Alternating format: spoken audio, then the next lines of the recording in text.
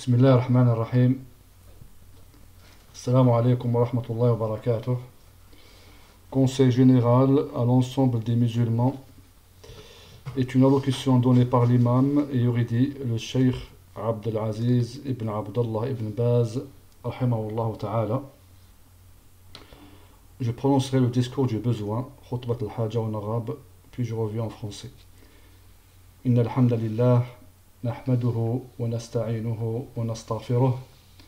ونعوذ بالله من شرور أنفسنا ومن سيئات أعمالنا من يهده الله فلا مضل له ومن يضلل فلا هادي له وأشهد أن لا إله إلا الله وحده لا شريك له وأشهد أن محمدا عبده ورسوله أما بعد.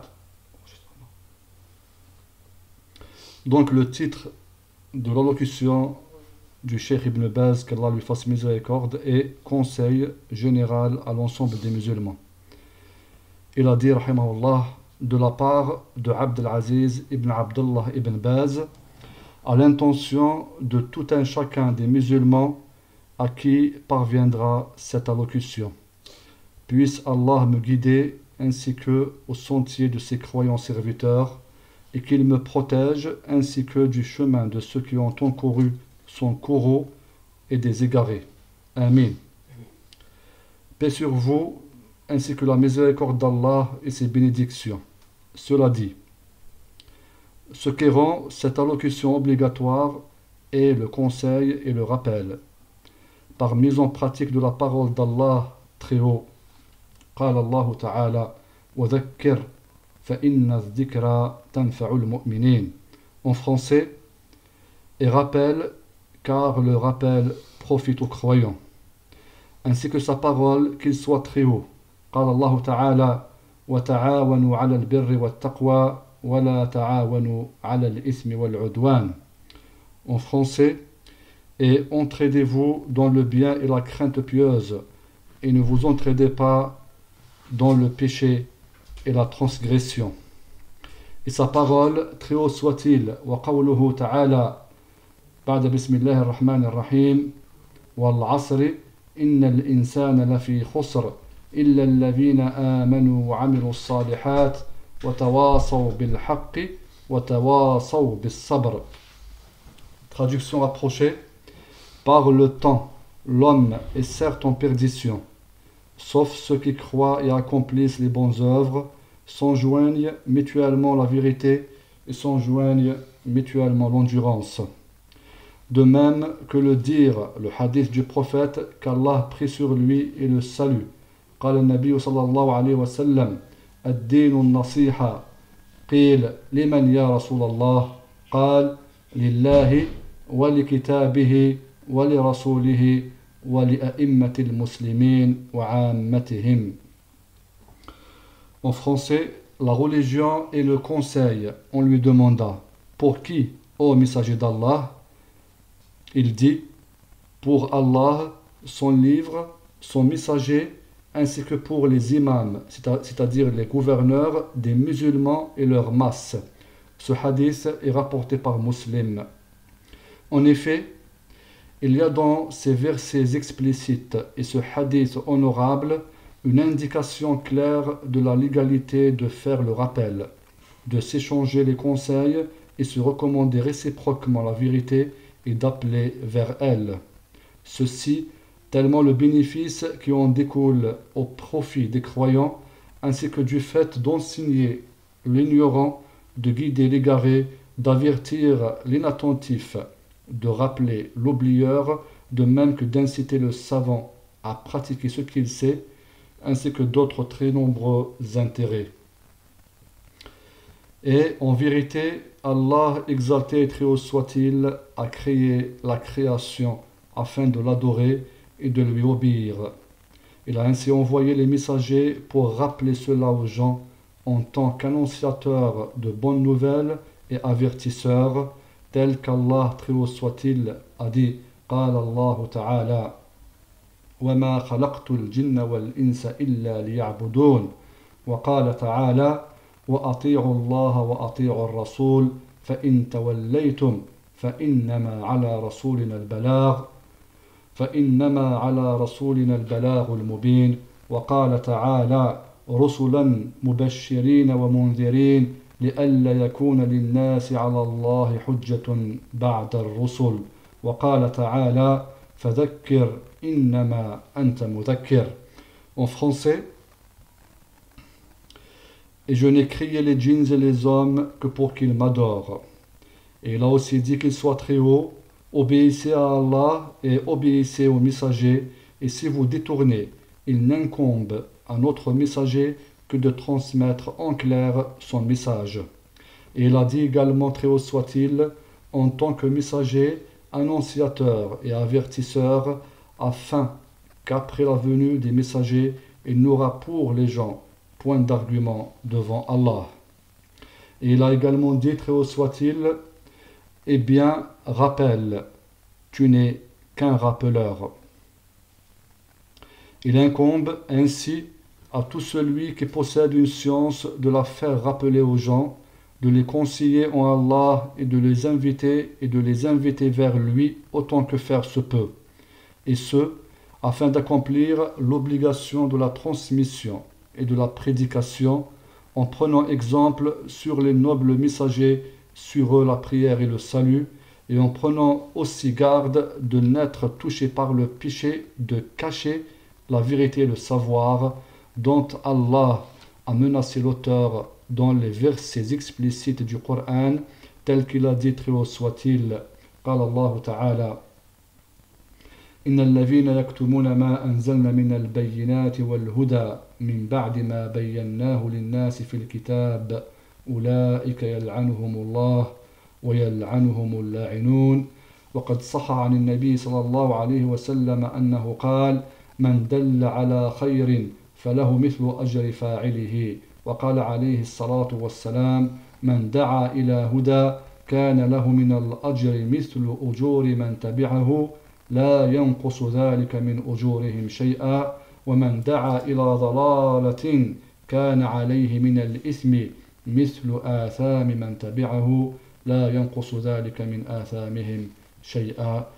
الحديثان رواهما مسلم في صحيحه. Donc, Allah très haut soit-il a dit dans le Coran, certes, ceux qui cachent ce que nous avons fait descendre comme preuve et guidée, après l'exposé que nous en avons fait aux gens dans le livre, voilà ceux qu'Allah maudit et que les maudisseurs maudissent. Il a aussi été rapporté par des hadiths authentiques que le prophète, qu'Allah prit sur lui et le salut, a dit: celui qui guide vers un bien aura l'égal du salaire de son auteur. Et il a également dit sur lui la prière et le salut: celui qui invite à une guidée aura un salaire égal à celui de ceux qui l'ont suivi, sans ne rien diminuer de leur propre salaire. Et celui qui appelle à un égarement aura un péché pareil au péché de ceux qui l'ont suivi, sans ne rien diminuer de leur propre salaire. Ces deux hadiths sont rapportés par Muslim dans son authentique. Une fois qu'on aura appris ce qui précède, ce dont donc je vous recommande, ainsi qu'à moi-même, est la crainte pieuse d'Allah exalté, autant secrètement que manifestement, dans l'étroitesse et dans l'aisance, car c'en est la recommandation d'Allah et celle de son messager, qu'Allah a pris sur lui et le salut, tel qu'Allah, très haut soit-il, a dit: قال الله تعالى ولقد وصينا الذين أوتوا الكتاب من قبلكم وإياكم أن اتقوا الله. En français, craignez Allah, voilà ce que nous avons enjoint à ceux auxquels avant vous le livre fut donné, tout comme à vous-même. Et le prophète, qu'Allah prit sur lui et le salut, disait dans ses sermons: كان النبي صلى الله عليه وسلم يقول في خطبه أوصيكم بتقوى الله والسمع والطاعة. En français, je vous recommande la crainte pieuse d'Allah, d'écouter et d'obéir. Par ailleurs, la taqwa, la crainte pieuse, est un terme global qui réunit le bien entier. Sa réalité consiste à accomplir ce qu'Allah a obligé et à s'écarter de ce qui est interdit par Allah. Faire cela de manière sincère envers lui et avec amour et envie de sa récompense, de même qu'en prenant garde à sa punition. Et Allah a intimé la crainte pieuse, at-taqwa, à ses serviteurs et leur a promis, s'ils la réalisent, de faciliter leurs affaires, de dissiper leur tristesse, de rendre leur subsistance aisée, de pardonner leurs fautes et de gagner les jardins du paradis. Allah qu'il soit très haut a dit, قال الله تعالى يا أيها الناس اتقوا ربكم إن زلزلة الساعة شيء عظيم وقال تعالى يا أيها الذين آمنوا اتقوا الله ولتنظر نفس ما قدمت لغد واتقوا الله إن الله خبير بما تعملون وقال تعالى ومن يتق الله يجعل له مخرجا ويرزقه من حيث لا يحتسب وقال تعالى إن للمتقين عند ربهم جنات النعيم وقال تعالى ومن يتق الله يكفر عنه سيئاته ويعظم له أجرا. En français, Allah Ta'ala a dit: Ô hommes, craignez pieusement votre Seigneur. Le séisme qui précédera l'heure est une chose terrible. Et il a également dit, très haut soit-il: Ô vous qui avez cru, craignez Allah pieusement, que chaque âme voit bien ce qu'elle a avancé pour demain, et craignez Allah pieusement, car Allah est parfaitement connaisseur de ce que vous faites. Et il a dit aussi, très haut soit-il: et quiconque craint pieusement Allah, il lui donnera une issue favorable et lui accordera ses dons par des moyens sur lesquels il ne comptait pas. Et il a aussi dit, très haut soit-il: les pieux auront auprès de leur Seigneur les jardins du délice. Et il a aussi dit, très haut soit-il: quiconque craint Allah pieusement, alors il lui efface ses fautes et lui accorde une grosse récompense. Et les versets en ce sens sont très nombreux. Ô musulmans, observez Allah, à lui la pureté. Précipitez-vous vers la crainte pieuse dans toutes les situations. Et examinez vos consciences lors de toutes vos paroles, vos œuvres et vos échanges. Ainsi, ce qui en est autorisé dans la charia, il n'y a pas de mal à vous y adonner. Quant à ce qui est proscrit dans la religion, prenez-y garde, même si de grandes convoitises résultent de son application, car ce qui est auprès d'Allah est bien meilleur et éternel. Et celui qui délaisse une chose par crainte d'Allah, Allah lui donnera en contrepartie ce qui en est bien meilleur. En outre, les serviteurs, quand ils auront observé leur Seigneur et l'auront craint pieusement, en pratiquant ce qu'il a ordonné et en délaissant ce qu'il a interdit, Allah, exalté soit-il, leur accordera ce qu'il a disposé comme récompense de la taqwa, la crainte pieuse, de parmi la puissance, le succès, la vaste subsistance, l'issue aux situations exiguës, le bonheur, ainsi que la sauveté ici-bas et à l'au-delà.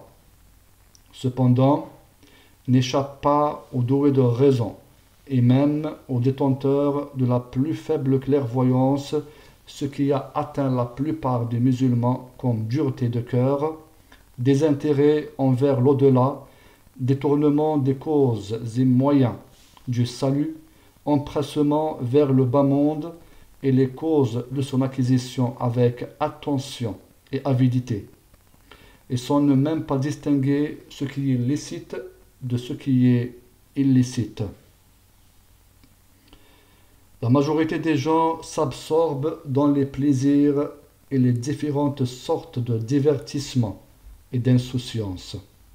Tout cela n'est en effet dû qu'au fait que les cœurs se sont détournés de l'au-delà et qu'ils se sont distraits du rappel d'Allah et de son amour, mais également de s'être écartés de méditer ses grâces, ses bienfaits et ses signes apparents et latents, en plus de ne pas s'apprêter pour la rencontre d'Allah et ne pas se rappeler du fait de se mettre debout devant lui pour quitter ensuite cette station immense qui est le jour de la résurrection pour rejoindre soit le paradis, soit l'enfer.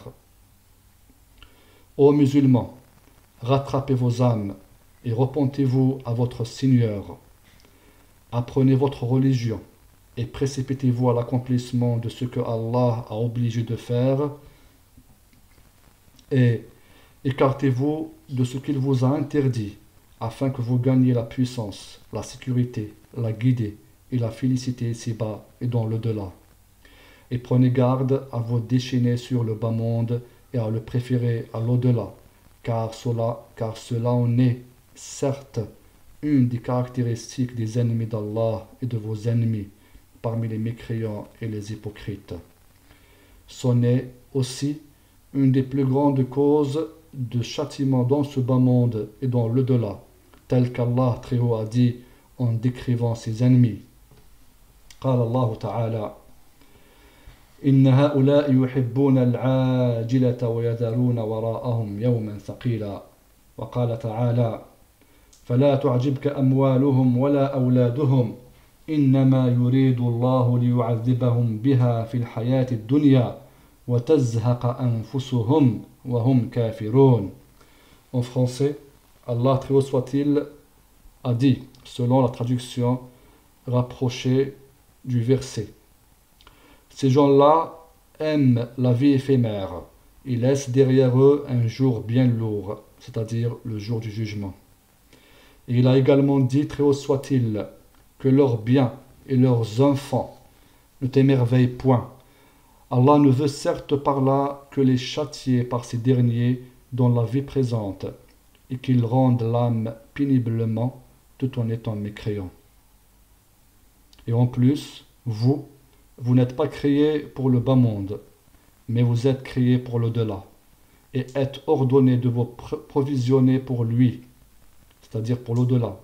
Le bas monde a bien au contraire été créé pour vous, afin que vous tiriez assistance dans l'adoration d'Allah qui vous a créé, exalté soit-il. Il est également créé pour vous préparer à la rencontre d'Allah, c'est-à-dire le bas monde.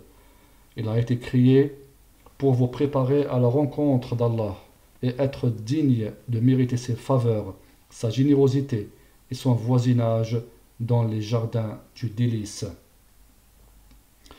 Il est alors certes très laid à l'homme raisonnable de se détourner de l'adoration de son Créateur et Éducateur et de tout ce qu'il lui a préparé comme générosité et s'occuper à préférer ses plaisirs bestiaux et ses convoitises à obtenir le lucre éphémère du bas monde, alors qu'Allah lui a certes garanti ce qui en est meilleur et bien plus beau en avenir, ici-bas et dans l'au-delà. Et que chaque musulman prenne garde de ne se laisser leurrer par la majorité, et que chaque musulman prenne garde de ne se laisser leurrer par la majorité en disant « Les gens, puisqu'ils ont emprunté vers telle direction et se sont accoutumés à telle ou telle chose, je serai donc avec eux. » De fait, cela constitue une calamité immense. La plupart des générations antérieures ont péri à cause de cela. Mais, ô doué de raison, tu dois regarder ton âme, lui demander des comptes, tenir fermement à la vérité, même si les gens la délaissent, et fais attention aux choses qu'Allah a interdites, même si les gens les font, car très certainement la vérité est plus en droit d'être suivie, tel qu'Allah très haut a dit. قال الله تعالى وإن تطع أكثر من في الأرض يضلوك عن سبيل الله وقال تعالى وما أكثر الناس ولو حرصت بمؤمنين. En français, le sens du verset est: si tu obéis à la majorité de ceux qui sont sur la terre, ils t'égareront du sentier d'Allah. Il a aussi dit, très haut soit-il, et la plupart des gens ne sont pas croyants, malgré ton désir ardent à les guider. Et certains prédécesseurs, qu'Allah leur fasse miséricorde, ont dit: ne te désintéresse pas de la vérité parce que ceux qui l'empruntent sont peu, et ne te laisse pas tromper par le faux parce que ceux qui en périssent sont nombreux. Tout cela étant dit, je serais heureux de clôturer mon conseil par 5 choses qui réunissent le bien entier. 5 choses qui réunissent le bien entier. La première chose, la sincérité envers Allah seul dans toutes les œuvres vouées pour se rapprocher de lui, verbales et pratiques, et se mettre en garde contre l'association, le shirk, dans toutes ses formes, qu'elles soient mineures ou majeures. C'est en fait la plus pressante des obligations et la plus importante des choses, et c'est le sens de l'attestation que nul n'est en droit d'être adoré à part Allah, et aucune validité n'est accordée aux œuvres des serviteurs et leurs paroles qu'à la suite de la réalisation de ce fondement, qu'à la suite de la réalisation de ce fondement par eux de manière valide et saine, comme Allah très haut soit-il a dit. قال الله تعالى ولقد أوحي إليك وإلى الذين من قبلك لئن أشركت ليحبطن عملك ولتكونن من الخاسرين.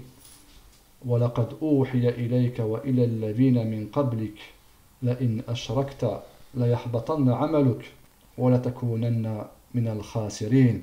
Le sens du verset en français: en effet, il t'a été révélé ainsi qu'à ceux qui t'ont précédé. Si tu donnes des associés à Allah, ton œuvre sera certes vaine et tu seras très certainement du nombre des perdants. La deuxième chose, étudier, littéralement comprendre, le Coran et la Sunna du messager, qu'Allah prie sur lui et le salut, et y tenir fermement, et questionner les gens de science sur tout ce qui vous pose problème dans votre religion. Ceci est certes une obligation incombant à tout musulman. Il n'a pas à la délaisser et s'en détourner, et suivre son opinion et sa passion sans science ni clairvoyance.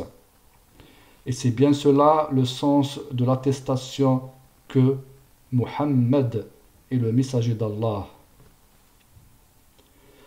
En effet, ce témoignage oblige aux serviteurs d'avoir la foi que Muhammad, qu'Allah prie sur lui et le salut, est véritablement le messager d'Allah, de tenir fermement à ce qu'il a apporté, le croire dans ce qu'il a informé, et de n'adorer Allah à lui la pureté que par ce qu'il a légiféré sur la langue, c'est-à-dire par le moyen de son messager, sur lui la prière et le salut, tel qu'Allah, exalté soit-il, a dit.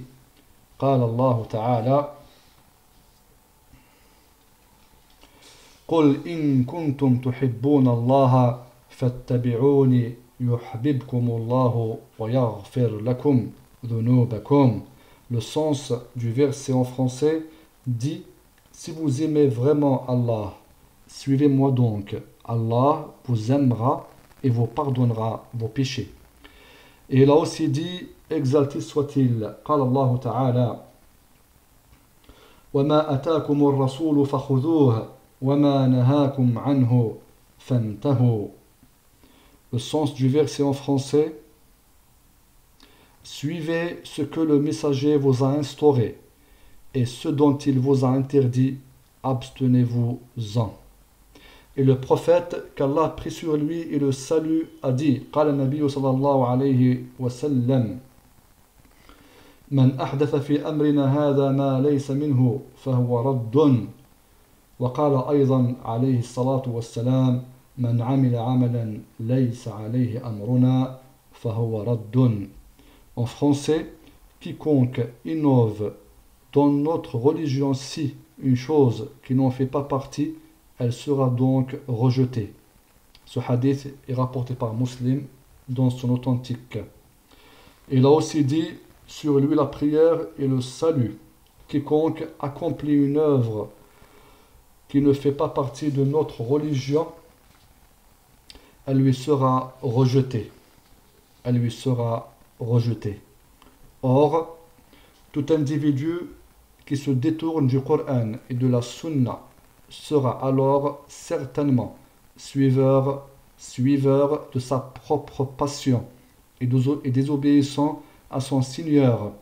Il méritera la détestation et la punition telle qu'Allah, très haut soit-il, a dit, قال الله تعالى فإن لم يستجيبوا لك فاعلم أنما يتبعون أهواءهم ومن أضل ممن اتبع هواه بغير هدى من الله.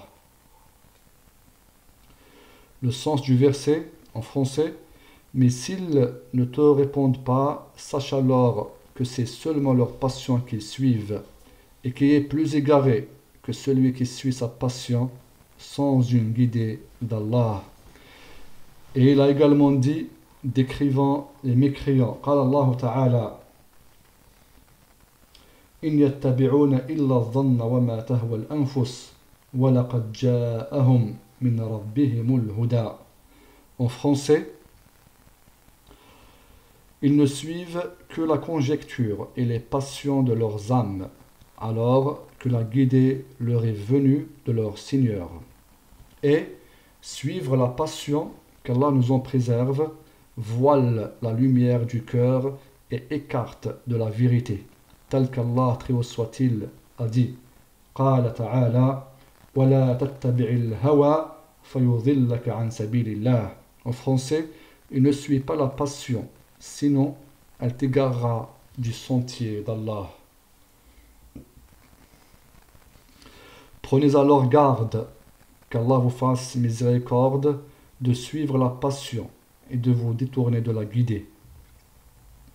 Et vous devez tenir fermement à la vérité, à y inviter les gens et faire attention à ce qui la contrarie, afin que vous réussissiez à vous acquérir les deux biens, celui du bas monde et celui de l'au-delà. La troisième chose, accomplir les 5 prières, les 5 salats, et préserver leur pratique en groupe, car elles font certes partie des plus importantes obligations après les 2 attestations. Elles sont aussi l'axe de la religion et le 2e pilier des 5 piliers de l'islam. Et elles sont également la première chose pour laquelle on demandera des comptes aux serviteurs le jour de la résurrection parmi toutes ces œuvres. Quiconque les préserve donc aura préservé sa religion, et quiconque les délaisse aura quitté l'islam. Comme est si grande son désolement, et comme sera très mauvaise sa fin, le jour où il se mettra debout devant son Seigneur. Il vous appartient alors de les préserver, ces salats, qu'Allah vous fasse miséricorde, et de vous recommander mutuellement de les préserver, de même que de réprouver celui qui ne les accomplit pas et les délaisse, car cela fait certes partie de l'entraide dans le bien et la crainte pieuse. Et il a été rapporté authentiquement de la part du prophète sallallahu alayhi wa sallam qu'il a dit قال النبي صلى الله عليه وسلم العهد الذي بيننا وبينهم الصلاة فمن تركها فقد كفر وقال النبي صلى الله عليه وسلم بين الرجل وبين الكفر والشرك ترك الصلاة وقال صلى الله عليه وسلم من رأى منكم منكرا فليغيره بيده فإن لم يستطع فبلسانه فإن لم يستطع فبقلبه وذلك أضعف الإيمان. En français, le pacte qu'il y a entre nous et eux, c'est-à-dire les mécréants et les hypocrites, le pacte qu'il y a entre nous et eux est la prière. C'est la prière. Quiconque l'abandonne aura donc mécru ou renié la foi. Ce hadith est rapporté par l'imam Ahmed et les auteurs des Sunan avec une chaîne narrative authentique. Et il a également dit, sallallahu alayhi wa sallam, entre l'homme et la mécréance et l'association se trouve l'abandon de la prière. Ce hadith est rapporté par l'imam Muslim dans son authentique. Et il a aussi dit, sallallahu alayhi wa sallam, celui d'entre vous qui voit un mal, qu'il le change, c'est-à-dire en bien, par sa main, qu'il le change par sa main. Et s'il ne peut pas le faire, qu'il le change par sa langue. Et s'il ne peut pas le faire, qu'il le change par son cœur. Et ceci constitue la plus faible foi. Ce hadith est rapporté par Muslim dans son authentique.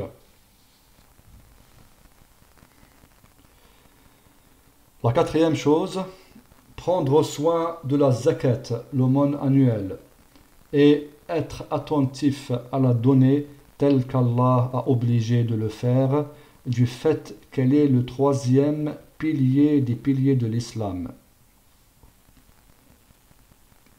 Il incombe donc à tout individu parmi les musulmans responsables, mukallafin. Les musulmans responsables, c'est-à-dire en arabe al-mukallaf au singulier, al-mukallafin au pluriel, c'est tout musulman ayant atteint l'âge de maturité religieuse, se traduisant par l'apparition, entre autres signes physiques, des poils, des aisselles chez les garçons et les filles. Donc on appelle un musulman qui a atteint l'âge de maturité religieuse mukallaf, responsable. Il incombe donc à tout individu parmi les musulmans responsables, mukallafin, de faire le compte de l'argent de la zakat, de le calculer et d'en extraire le taux à donner en aumône chaque année. Quand le nisab en arabe veut dire en français le taux d'argent rendant la zakat obligatoire, quand le nisab est atteint. Et le donneur de la zakat doit la donner de bon gré et content, afin d'accomplir ce qu'Allah a rendu obligatoire, de le remercier pour son bienfait et d'être bienfaisant envers les serviteurs d'Allah. Quand le musulman aura fait cela, Allah lui multipliera le salaire. Il lui remboursera ce qu'il a dépensé, lui bénira dans ce qui reste de son argent, il le fructifiera et le purifiera, tel qu'Allah, très haut soit-il, a dit. قال الله تعالى خذ من أموالهم صدقة تطهرهم وتزكيهم بها. Le sens du verset en français: prélève de leurs biens une aumône par laquelle tu les purifies et les bénis. Or, quand le musulman se comporte en avare, ne donnant pas la zakat et se rendant laxiste dans cette affaire, Allah aura la colère contre lui. Il ôtera la bénédiction de son argent, infligera sur lui les causes de la perte et de la dépense dans des choses contraires à la vérité et le châtiera le jour de la résurrection, tel qu'Allah a dit, très haut soit-il. قال الله تعالى والذين يكنزون الذهب والفضة ولا ينفقونها في سبيل الله فبشرهم بعذاب أليم. En français, ceux qui thésaurisent l'or et l'argent, ils ne les dépensent pas dans le sentier d'Allah, annonce-leur un châtiment douloureux. Et tout argent dont on ne donne pas de zakat sera une thésaurisation par laquelle son propriétaire sera châtié le jour de la résurrection. Qu'Allah nous en préserve, ainsi que vous. Quant aux non-responsables, c'est-à-dire le musulman qui n'est pas mukallaf, parmi les musulmans, tels que l'enfant et le fou, l'obligation incombant à leur tuteur est de prendre soin de donner la zakat de leur argent chaque année, et ce, conformément à la généralité des arguments du livre et de la sunna, qui arguent ces textes de l'obligation de la zakat dans l'argent du musulman, qu'il soit mukallaf, responsable ou non. La cinquième chose, il est une obligation à tout responsable, à tout mukallaf, parmi les musulmans, mâles ou femelles, d'obéir à Allah et à son messager dans tout ce qu'ils ont ordonné, tel que le jeûne de Ramadan et le pèlerinage à la maison sacrée d'Allah, saisonnant la capacité, ainsi que tout ce qu'Allah et son messager ont intimé de faire, et ils doivent aussi vénérer les limites sacrées d'Allah, et ils doivent aussi vénérer les limites sacrées d'Allah et méditer dans ce qu'Allah a créé pour eux et dans ce qu'il a ordonné d'accomplir. Ils doivent examiner continuellement leur conscience par rapport à tout cela. Ainsi, s'il s'avère que l'un parmi eux aura accompli ce dont Allah lui a rendu obligatoire, il s'en réjouira, certes, et louera Allah, lui demandera de l'affermir et prendra garde à la gloriole, la fatuité et la vantardise de sa propre personne.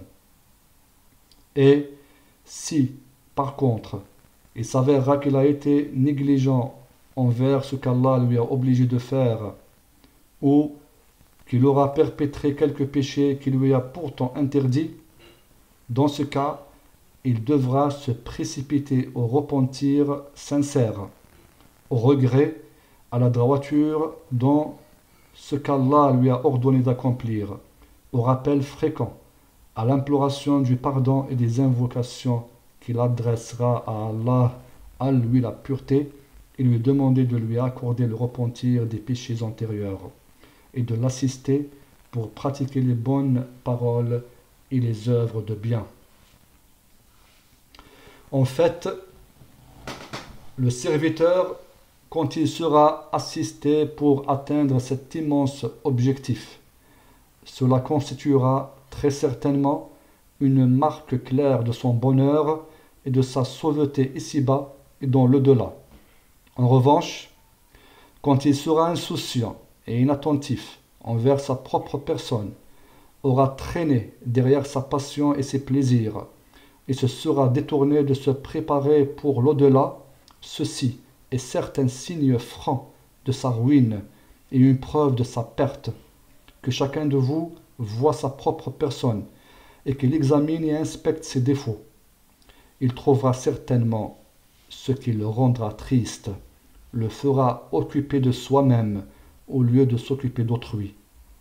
Il lui imposera le rabaissement envers Allah, le recueillement devant lui et l'imploration de son pardon. Cet examen de conscience et ce rabaissement devant Allah sont sans aucun doute la cause du bonheur, de la félicité et de l'honneur dans l'ici-bas et dans l'au-delà. Et que chaque musulman sache que tout ce qu'il acquiert comme santé, grand pouvoir, fertilité et aisance sont une faveur et une bienfaisance provenant d'Allah. Et que chaque musulman sache que tout ce qu'il acquiert comme santé, grand pouvoir, fertilité et aisance sont une faveur et une bienfaisance provenant d'Allah subhanahu wa ta'ala. En contrepartie, tout ce qu'il atteint comme maladie, épreuve, pauvreté, disette ou tyrannie d'un ennemi ou autre que cela parmi les différentes calamités, tout cela advient en fait par la cause des péchés et des désobéissances. Car, en vérité, tout ce qu'il y a dans le bas monde et dans l'au-delà parmi le châtiment, les maux, ainsi que leurs causes, sont dus à la désobéissance à Allah, à la contrariété affichée à son commandement, de même qu'à l'insouciance face à son droit, tel qu'il a dit, très haut soit-il, قال الله تعالى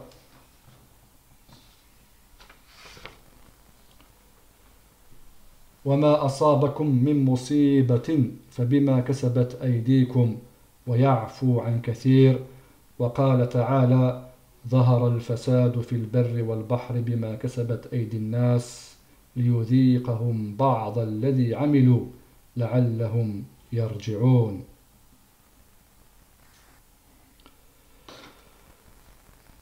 Le sens du verset en français: tout malheur qui vous atteint est dû à ce que vos mains ont acquis, et il pardonne beaucoup. Et il a aussi dit qu'il soit très haut, selon le sens du verset en français: la corruption est apparue sur la terre et dans la mer à cause de ce que les gens ont accompli de leurs propres mains, afin qu'Allah leur fasse goûter une partie de ce qu'ils ont œuvré. Peut-être reviendront-ils vers Allah. Craignez donc pieusement Allah, ô serviteurs d'Allah, et vénérez ses ordres et ses interdictions. Précipitez-vous à la repentance de tous vos péchés. Placez votre confiance en lui, car il est le créateur de la création et son pourvoyeur. Les toupets des créatures sont tenus par sa main, exalté soit-il. Aucune d'entre elles, ces créatures, aucune d'entre elles ne peut pour soi ni tort ni bienfait, ni mort ni vie et ni résurrection. Devancez qu'Allah vous fasse miséricorde, devancez le droit de votre Seigneur et le droit de son messager au droit et à l'obéissance d'autres qu'eux, quels qu'ils soient. Enjoignez-vous mutuellement le bien, le convenable, et interdisez-vous réciproquement le mal, le répréhensible. Et ayez une bonne opinion d'Allah. Rappelez-vous de lui, demandez-lui pardon fréquemment. Entraidez-vous dans le bien et la crainte pieuse, at-taqwa. Et ne vous entraidez pas dans le mal, le péché et la transgression. Et ne laissez pas les gens indécents faire ce qu'ils veulent. Contraignez-les à ce qu'Allah leur a ordonné d'accomplir et empêchez-les de faire ce qu'Allah a interdit. Et aimez pour Allah et détestez pour Allah. Alliez-vous aux alliés d'Allah et ayez de l'inimitié pour les ennemis d'Allah et patientez et incitez-vous à la patience jusqu'à ce que vous rencontreriez votre Seigneur et gagneriez l'extrême bonheur, la dignité, l'honneur et les résidences suprêmes dans les jardins du délice. Et enfin, c'est à Allah que nous demandons de nous assister, ainsi que vous, pour atteindre ce qu'il agrée, de réformer les cœurs de tous et de les remplir de la crainte à lui, les remplir d'amour pour lui et de crainte pieuse envers lui, de concilier pour lui et concilier ses serviteurs, de nous protéger ainsi que vous contre les maux de nos propres âmes et les méfaits de nos œuvres, d'assister nos détenteurs de l'ordre, de même que tous les détenteurs de l'ordre des musulmans pour atteindre ce qu'il agrée, de leur accorder le succès, de faire triompher la vérité par eux et désemparer le faux, et qu'Allah nous préserve tous des tentations qui égarent. Il en est certes garant et capable. Paix sur vous, ainsi que la miséricorde d'Allah et ses bénédictions, et qu'Allah prie sur notre prophète Mohammed, sa famille et ses compagnons, et les salue. Wa subhanaka Allahumma wa bihamdik, ashhadu an la ilaha illa ant, astaghfiruka wa atubu ilayk. Wassalamu alaykum wa rahmatullahi wa barakatuh.